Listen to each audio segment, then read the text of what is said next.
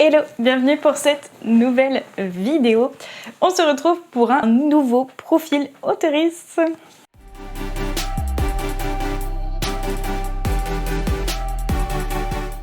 On a donc aujourd'hui le profil de Bastienne. C'est parti. Comment te viennent tes idées de romans? Comme j'ai des journées bien chargées, je m'accorde toujours un petit moment le soir avant de dormir pour réfléchir à mes histoires en cours, de nouvelles idées. Donc je dirais à ce moment-là. Mais pour des idées en général, ça peut aussi être un thème que je repère, une situation, bref, aucune règle pour ma part. Qu'est-ce qui t'inspire en général pour trouver ces idées? Je dirais beaucoup la musique. J'écoute pas mal de bandes originales pour m'imprégner d'une ambiance, d'un univers. Il me manque malheureusement beaucoup de temps pour lire autant que je le voudrais. Donc je m'évade aussi devant des films ou des séries. Quand tu as une idée de roman, comment tu t'y prends avant de te lancer? Je fonctionne avec des carnets. Généralement, j'en prends un par roman, saga, sauf pour les nouvelles que je regroupe.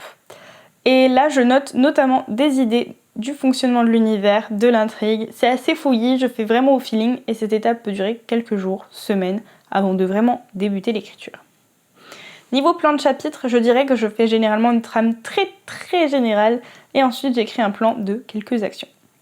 Une fois arrivé à la fin de ces actions, je refais pareil, un nouveau mini-plan, des sauts de puce pour avancer dans l'histoire et essayer de respecter une cohérence. En revanche, au sein de ces mini-plans, j'ai beaucoup de liberté. J'agrémente en fonction de ce qui me vient lorsque j'écris.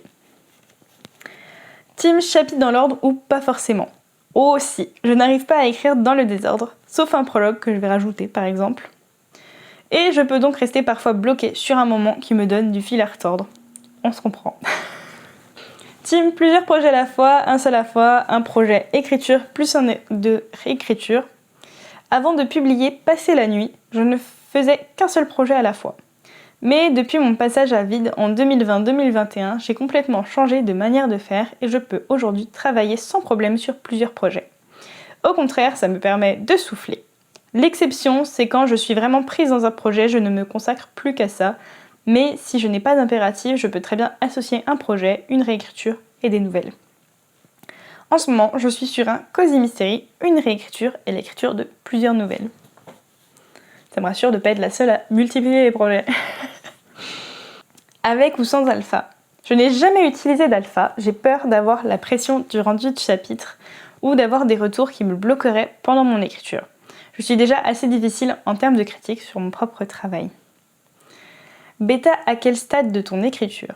Depuis fin 2021, j'ai eu recours à des bêtas en effet pour mes différents projets.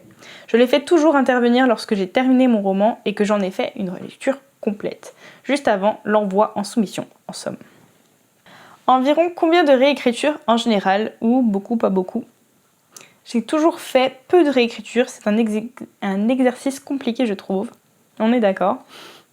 Généralement j'écris un premier jet très brouillon, pas très français non plus d'ailleurs.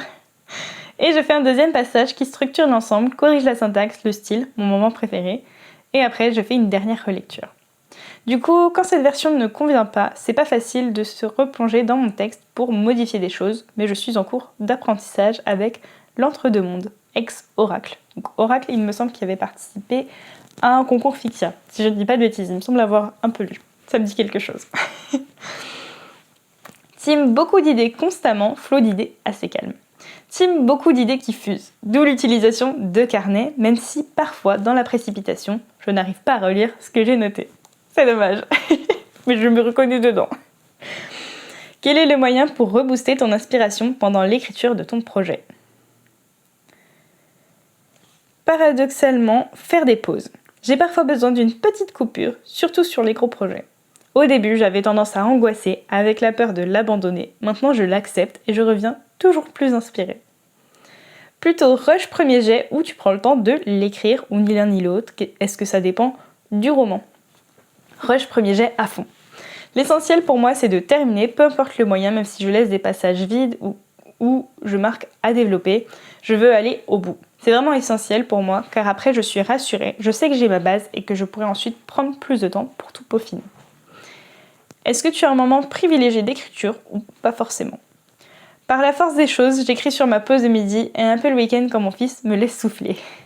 Avec ou sans musique? Si avec musique, est-ce qu'elle doit correspondre au mood, avec ou sans parole? Sans parole, ça c'est une règle. Sinon, je n'arrive pas à me concentrer. Généralement, oui, il faut que ça corresponde à l'ambiance. Parfois, je mets juste le casque ou les écouteurs sans musique pour me couper du monde aussi. Et voilà du coup pour ce nouveau profil autoriste. J'espère vraiment que cette série vous plaît. Moi j'aime beaucoup voir les différences entre auteurs, je trouve ça super intéressant. Je vous mets les infos sur Bastienne, donc l'autoriste de ce profil, en description. N'hésitez pas à aller voir ce qu'elle fait. Et sur ce, je vous souhaite de bonnes sessions d'écriture et je vous dis à très bientôt pour une prochaine vidéo. Ciao!